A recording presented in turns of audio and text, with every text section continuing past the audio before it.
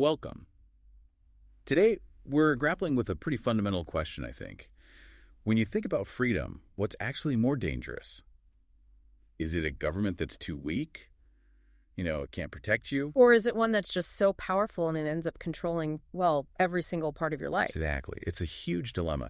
And our conversation today is really about unpacking that delicate, sometimes really perilous path societies have to navigate towards real liberty. And we're drawing heavily on insights from a really remarkable book that challenges a lot of common assumptions we might have about states and freedom. Okay, so our mission here is to pull out the most important insights from this book, help you understand what key ingredients are needed for liberty to actually flourish. And also the persistent challenges societies face in just keeping that balance, because it's incredibly fragile. Right. So let's start maybe by looking at where genuine liberty is, well, absent. Yeah, the book makes this critical distinction right at the start. Liberty isn't just, not having constraints. It's about your ability to exercise freedom without being dominated by anyone. That ability piece is key. It really is. And this true liberty is often missing in two sort of extreme scenarios that have plagued societies throughout history. Let's break those down. The first one, you have what the book calls the absent Leviathan. Yeah. That's basically when the state is either missing or it's just completely ineffective. Exactly. Yeah. You might think of the philosopher Hobbes. He famously argued that states are needed to prevent chaos, this war of all against all. The whole nasty, brutish, and short idea. Yeah, precisely. And while life without a state can be like that, the book points out that Hobbes was maybe a bit too optimistic about the liberty that states automatically bring. Okay, so just having a state doesn't guarantee freedom. Not at all. In fact, societies without effective states sometimes do manage to curb violence, but they often do it by sacrificing individual freedom in other ways. Can you give an example of that? Well, a really stark one is the Congo. Since its independence around 1960. The state there has just repeatedly failed to provide basic stuff: courts, functioning roads, security. Yeah. There's this saying, débrouillez-vous, which basically means fend for yourselves. It's not official policy, but it captures the reality for many citizens. The state just isn't there to protect or provide in a meaningful way. So people are left on their own. Right. And in places like that, or historically, where violence is curbed without a strong state, it's often through what the book calls a cage of norms. A cage of norms. What does that mean? Think about, say, pre-colonial Asante society.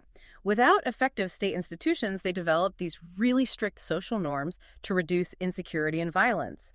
But these norms also trapped people. How so? They forced people to surrender certain freedoms, almost like the book uses this image of chickens standing together to avoid the hawk. You get safety, maybe, but you lose autonomy. That's a powerful image. Survival, but constrained survival. Exactly. Or look at the Tiv people in Nigeria. They had these incredibly strong norms against political hierarchy.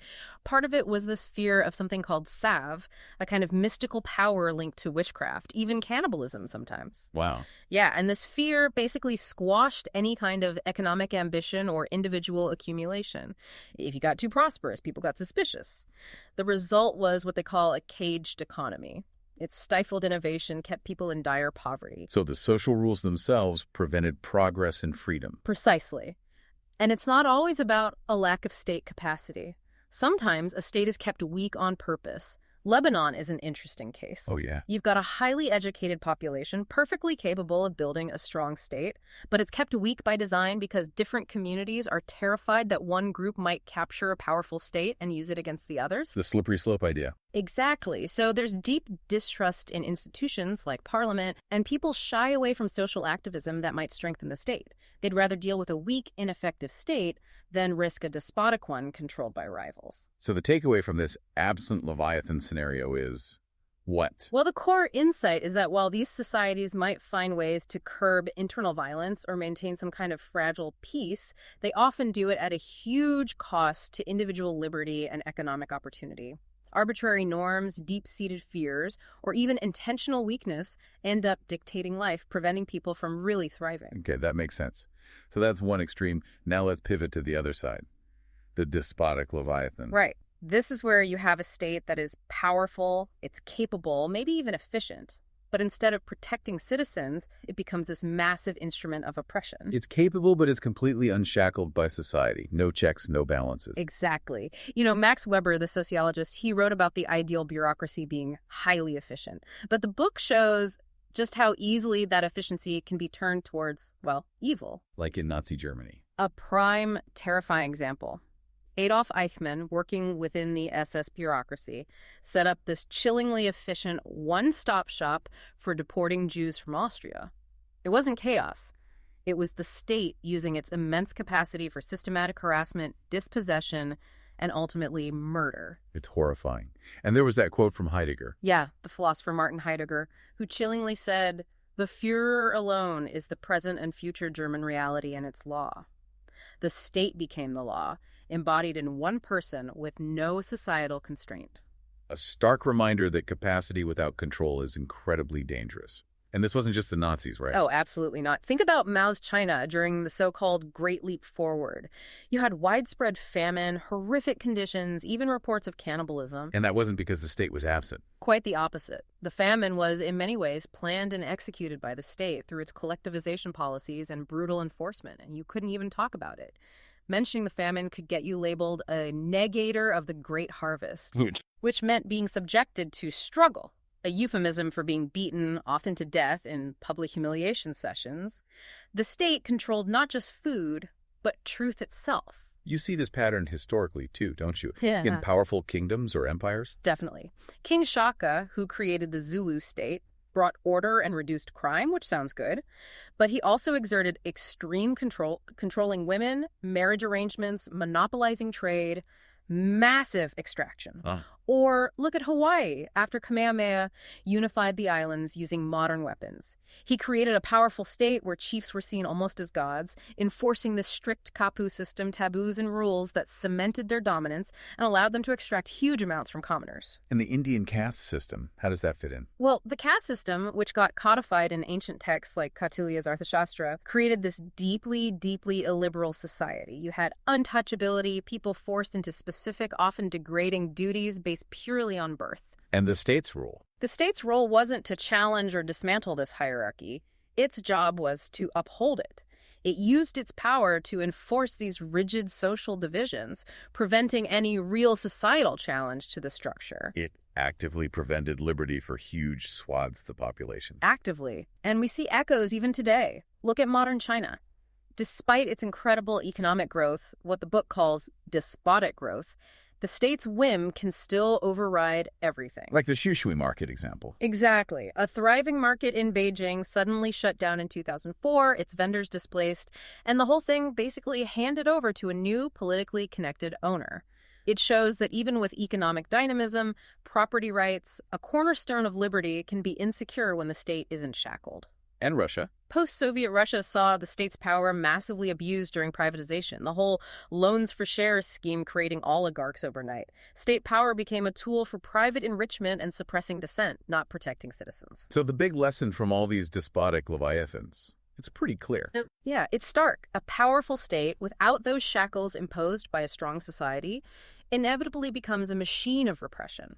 It crushes freedom, stifles innovation, and ultimately serves its own interests, or the interests of a narrow elite, no matter what its leaders might claim. Okay, so we've seen the absent Leviathan leading to chaos, or the cage of norms, and the despotic Leviathan leading to oppression.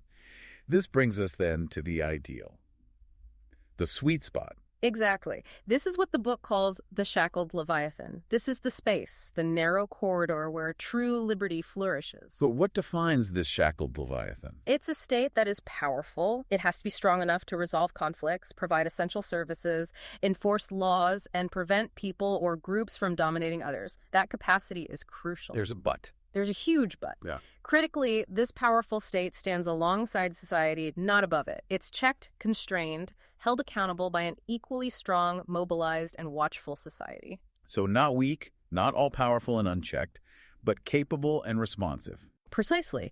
And the book uses this fantastic concept to explain the dynamic that keeps this balance. The Red Queen effect. Ah, yes, from Alice in Wonderland. Running hard just to stay in the same place. Kind of, but here it's a beneficial race.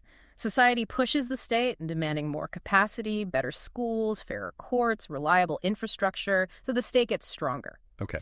But then, as the state gets more powerful, society gets worried about potential overreach and pushes back. It demands more accountability, strengthens checks and balances, finds new ways to shackle the Leviathan. So it's this continuous back and forth. Yes, a constant dynamic tension. Society pushes for capacity, then pushes for control. The state responds, society adapts. It's this ongoing race that ideally makes both the state and society stronger and more capable over time, keeping liberty alive. It's not a one-off achievement, it's perpetual motion. Like a beneficial arms race, keeping things balanced. That makes sense. Where do we see this happening historically? How does this corridor actually get created? The book points to some fascinating origins, especially in Europe. Think about the Franks after the fall of the Western Roman Empire. You had this really interesting, almost accidental marriage. A marriage of what? Of bottom-up participatory traditions from Germanic tribes, things like assemblies where decisions were shared, kings who were limited, not absolute rulers, Right. married with the top-down, centralizing bureaucratic traditions inherited from the Roman Empire. So combining local participation with central organization. Exactly. Someone like Clovis, the Frankish leader, he adopted Roman titles and administrative ideas, but he still had to operate within these Germanic customs of consulting his warriors and nobles in assemblies.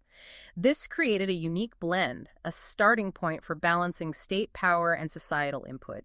It put them sort of at the entryway to this narrow corridor. Interesting. And England is often cited as a key example, isn't it? Absolutely. England's path is a classic illustration of this Red Queen dynamic playing out over centuries. You have Magna Carta, initially just about barons' rights, but it establishes the principle that the king is not above the law. A crucial first step. A huge step.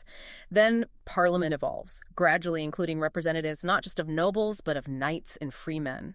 Society is gaining institutional power to check the monarch. And then major events push things further. Yes, like the Black Death, paradoxically. It devastated the population, but that created severe labor shortages.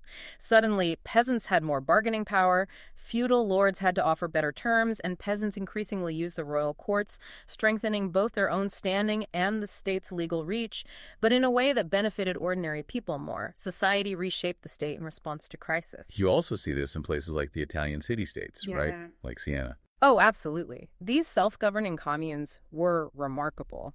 They had popular assemblies like Siena's Council of Bell, where citizens actively participated. The relative absence of princes, as the book puts it, allowed for incredible innovation and prosperity. Things like double-entry bookkeeping came out of that. Yes.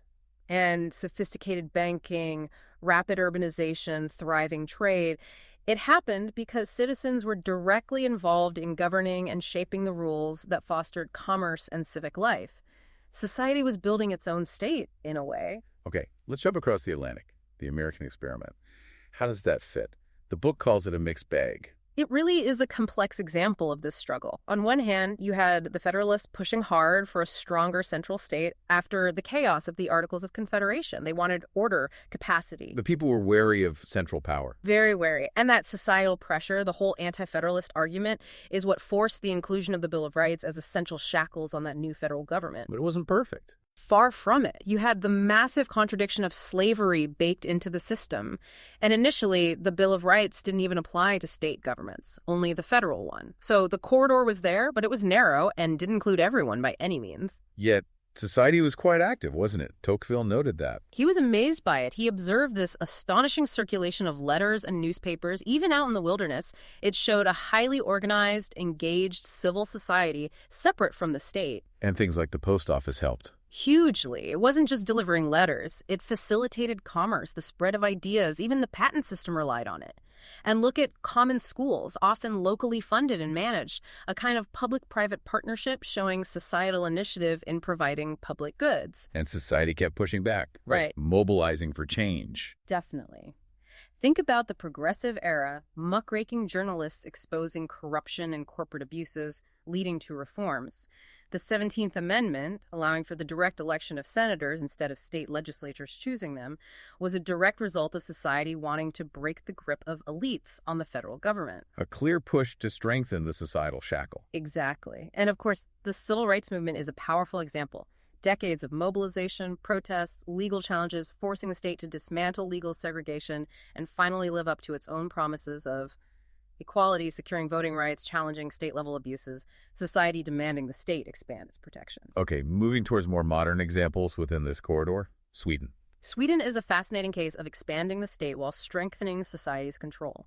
They built this incredibly comprehensive welfare state, universal health care, pensions, strong social safety nets, huge state capacity. But they didn't become despotic. No, because alongside this expansion of state responsibility, they deepened democracy and societal oversight. Critically, strong trade unions were partners in designing and monitoring these systems, preventing elite capture, making sure the state served broad social goals, fostering cohesion. That's the Red Queen again. Yeah. More state power met with more organized societal power. That's a great example. And you mentioned Bogota earlier with the super citizen mayor. And Tanis Malkus. Yes, his story is just fantastic for showing how creative societal engagement can work. Bogota had terrible problems, especially traffic fatalities and a lack of civic culture. And he used mimes. He did. Yeah. He fired corrupt traffic police and hired mime artists to follow and silently mock traffic violators and jaywalkers. It used social pressure, public embarrassment instead of just fines. That's brilliant. And he gave out cards, thumbs up and thumbs down cards for citizens to signal approval or disapproval of others' behavior in public. He organized a night for women, asking men to stay home voluntarily to show trust and allow women to reclaim public space safely for an evening. Did it work? Amazingly well. Traffic fatalities dropped dramatically. More importantly, it fostered a sense of shared responsibility, empowered citizens to take collective action, and changed norms from the bottom up. It showed how society itself can actively build the shackles through culture and participation. So these examples show the corridor in action. But the struggle doesn't end once you're in it, does it? Absolutely not. That's a crucial point in the book. The corridor isn't some fixed destination you arrive at. It's an ongoing process, a journey. And societies can absolutely fall out of it. Maintaining that balance takes constant vigilance, constant effort. And even within countries generally considered in the corridor, there are big challenges and inequalities. The U.S. example you mentioned earlier. Right. Even in the U.S., you see the legacy of historical injustices. Things like sundown towns, towns where Black people were explicitly banned after dark, created patterns of segregation and inequality that still shape places like Ferguson, Missouri today. History casts a long shadow. And the healthcare example. Yeah, the U.S. has this unique, very complex public-private partnership for healthcare. It spends vastly more than other wealthy nations, yet has the highest proportion of uninsured people and often worse health outcomes. It shows how even within the corridor, specific institutional designs can lead to massive inequalities and hobbled public services. The Red Queen's struggle over healthcare is far from resolved. It demonstrates that the push and pull needs to happen constantly across different areas. Exactly. And it highlights why history matters so much in understanding a country's path. How so? Why is history so determinate? Well, the book argues powerfully that past institutional choices really shape the width and the shape of a society's corridor today. They create path dependencies. I mean, decisions made long ago still constrain or enable things now. Precisely. Think about a history of coercive labor practices, like in Guatemala with coffee plantations. That history tends to empower elites and the state against a weakened, often divided society, making it much harder for that society to mobilize and shackle the state effectively later on. Coercion becomes more likely to persist. Or the Soviet legacy. Right. In places like Russia or Tajikistan, the experience of forced collectivization under Soviet rule deliberately atomized society, destroyed independent social structures, and concentrated power in the state. Even after the Soviet Union collapsed, that legacy makes building a strong, independent civil society capable of checking state power much more difficult. Despotism finds fertile ground. So history creates these divergences that are really hard to overcome. Very hard. Past choices influence how societies respond to new challenges, whether they can maintain that balance or whether they drift towards one extreme or the other. Okay, so let's try and bring this all together. The core insight we've pulled from this book, it seems to be that real, durable liberty is found in this tension. That's it exactly. It's not about choosing between a weak state and a strong state in the abstract. It's about achieving this dynamic equilibrium, a state that is powerful and capable enough to protect citizens and provide public goods. But one that is simultaneously, continuously restrained, shaped, and held accountable by an equally powerful, organized, and engaged society. It's a balancing act. often fragile, always demanding effort and vigilance from citizens. It really makes you think. Ah, As we wrap up, maybe a final thought for you, the listener, to ponder based on all this. yeah, perhaps consider this. What does this book's framework tell us about the specific shackles we need to be thinking about, strengthening, or maybe even forging anew in our own communities, our own countries today? How do we ensure that this delicate balance of liberty continues to thrive where it exists, and maybe how can it be nurtured where it doesn't, rather than letting things slide towards either chaos or despotism? It's a question for all of us, really. It absolutely is. A really powerful thought to leave with. And remember, if you want more food for thought like this, more mindful moments, you can always check out our podcasts and our YouTube channel, which offers AI book analysis designed to inspire reflection and rational thinking. We really encourage you to subscribe. If you found this valuable, maybe share it with others who might be interested. And if you want to delve deeper into the ideas we discussed today, you can purchase the book using the link in our description. Keep thinking critically, keep engaging. And join us next time for another exploration.